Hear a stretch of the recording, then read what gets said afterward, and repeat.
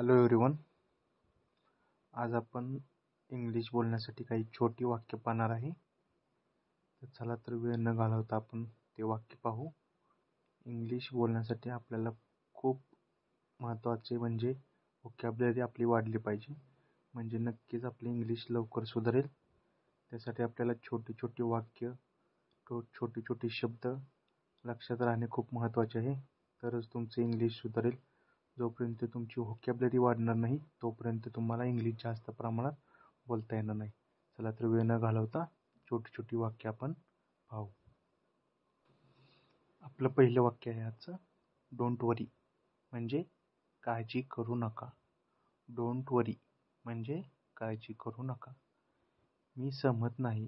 I don't agree. मी सहमत नाही म्हणजे I don't agree. Did you get it? तुम्हाला समजले का? Did you get it? तुम्हाला समजले का? Where are you from? तुम्ही कुठून आहात? Where are you from? तुम्ही कुठून आहात? Do as I say. मी सांगतो तसे करा. डू ॲज आय से म्हणजे मी सांगतो तसे करा. Have a good trip. प्रवास सुखाचा हो. I hope so.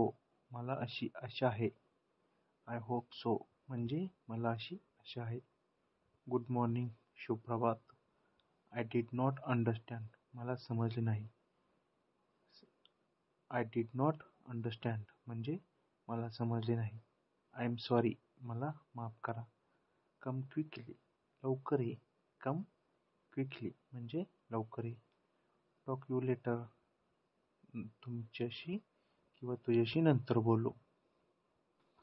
Stop kidding म्हणजे थट्टा करणे थांबवा.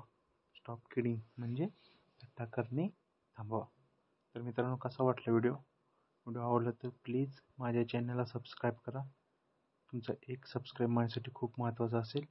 तर प्लीज चॅनलला सबस्क्राईब करा, लाईक करा आणि शेअर करा, म्हणजे माझे नवीन व्हिडिओ तुम्हाला पाहण्यास भेटतील.